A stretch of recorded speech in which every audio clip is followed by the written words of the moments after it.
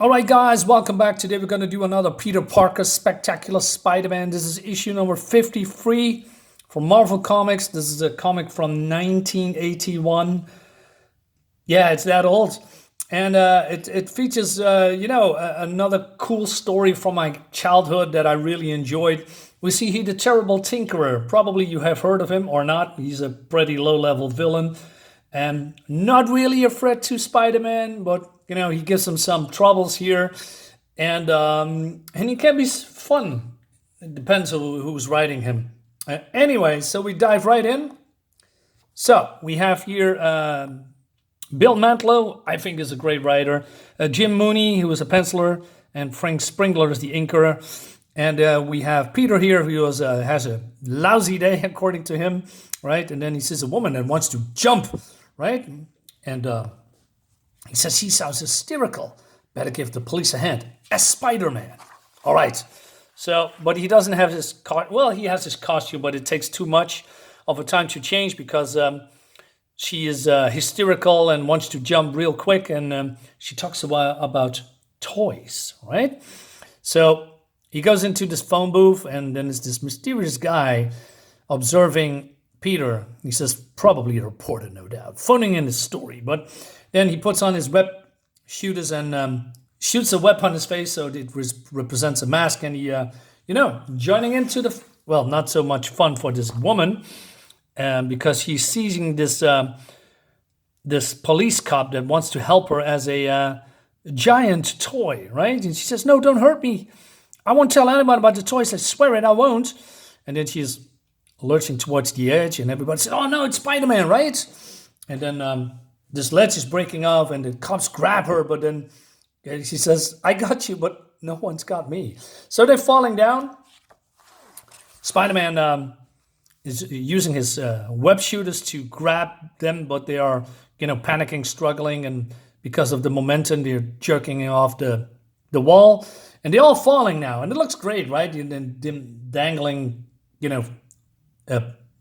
well, it's not really dangling, but they are falling, right? But it's a cool shot. Everybody's panicking, and they don't know what to do, and they all say, oh, they're going to be killed. But then Spider-Man grabs them because, and then he has this, what is this? Flagpole hanging, he's stuck to the flagpole. But, the flagpole is really thin, so he's afraid that it's going to snap. So he's letting them go again, and positioning himself, and then using his web shooters again, so that they are being caught by this net, right? So everybody's now safe, right?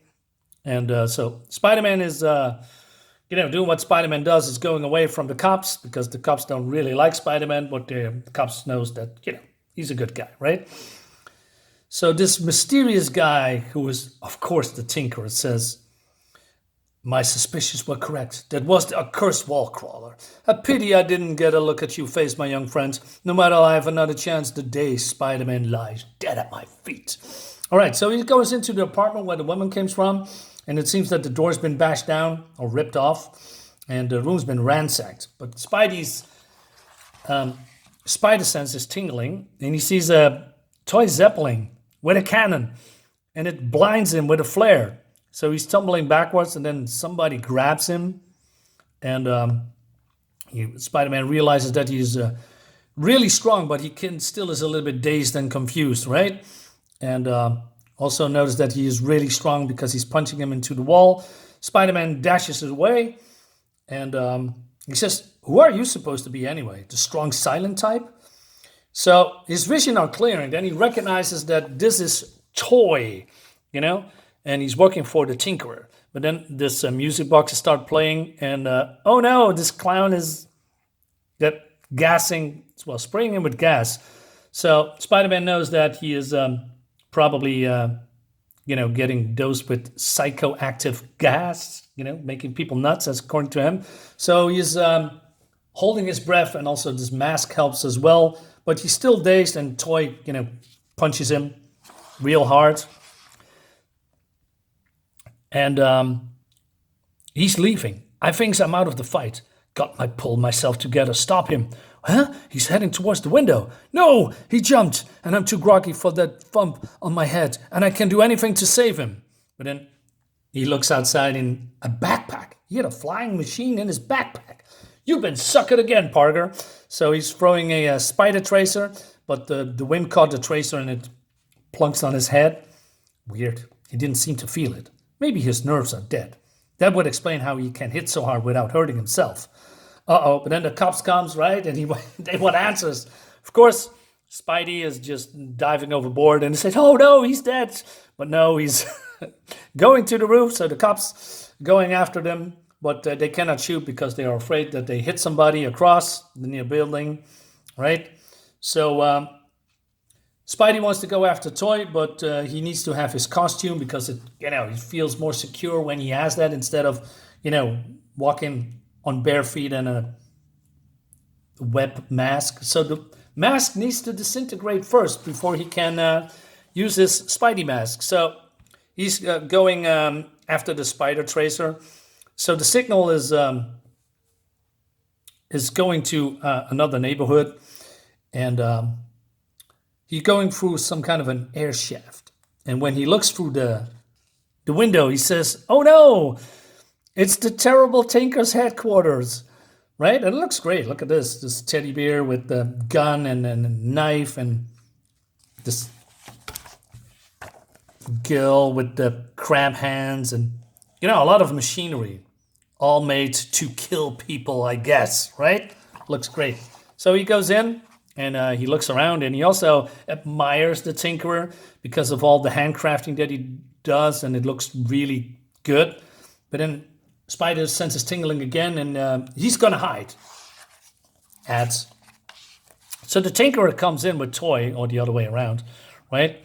He says, "You made this a glorious day. Not only are we several $1,000s richer, but you've proven capable of beating Spider-Man, as I intended." So he explains basically that he has built weapons for the underworld, but now he wants to go big and, stealing all this money for himself, right? And he says, "We have wealth beyond imagining soon. But I forget, money means nothing to you, Toy. That is why you are my only friend. No one could be as trustworthy as you, Toy. Only you could be eternally faithful, servant I require." So Spider-Man taps him on the shoulder and punches Toy away. But he says, "What is Toy made of? I knocked him clear across the room and he didn't even groan, and I hurt my hand." So Tinkerer says, "How did you find me?" He says, "Ask old nerves of steel," when he gets up. "Ah, I see, some kind of a crude transmitter on Toy's head."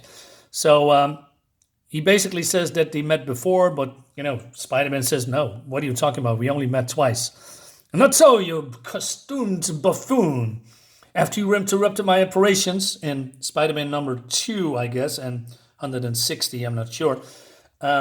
So he lay low for a while, and then he saw an opportunity to destroy him through the control of your own insipid Spider-Mobile. That was a fun issue, by the way. I mean, did you know that Spider-Man has a Spider-Mobile?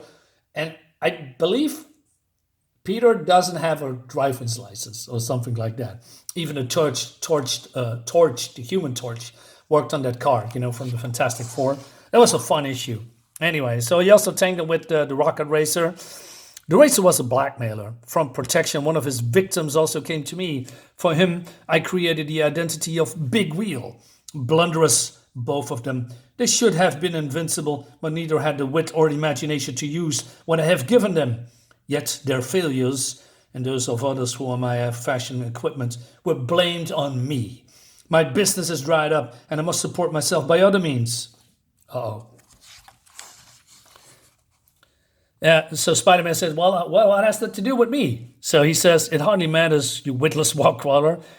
I only hope you would listen while I edge closer to my control panel."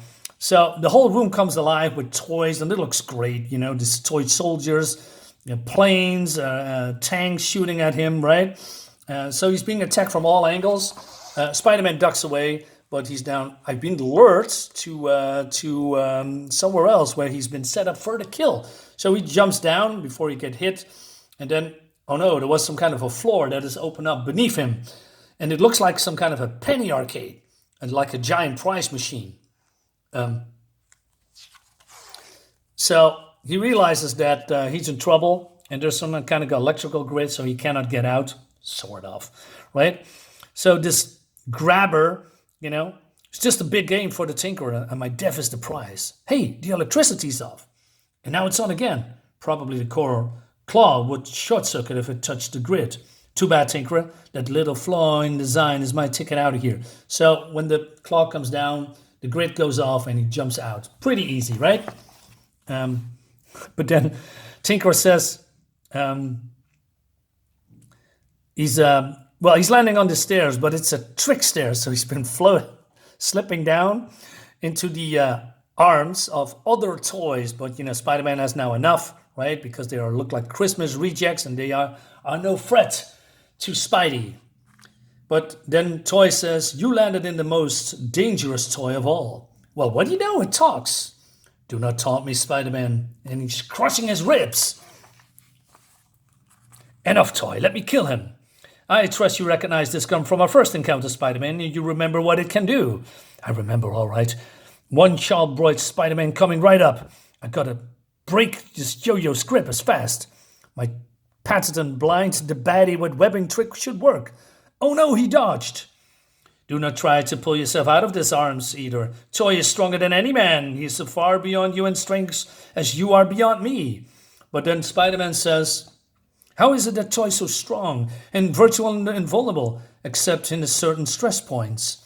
Furthermore, how could he be carried by a tiny propeller with no visible power source? Unless, of course, Toy himself was the power source. So he is throwing him over himself, I guess. Is that how you say it? If that assumption is true, it follows that your servant is a robot, Tink. And that's what we learned in logic class today. Toy! I shot Toy! Toy, I'm here, Toy. You never told me, Master. You never told me. I thought it was better that way, son. I swear, I make it up to you. I won't leave you, Master. I won't. Don't go away, Toy. I need you. Friends don't leave each other. If you go away, I'll be all alone. I don't want to be alone.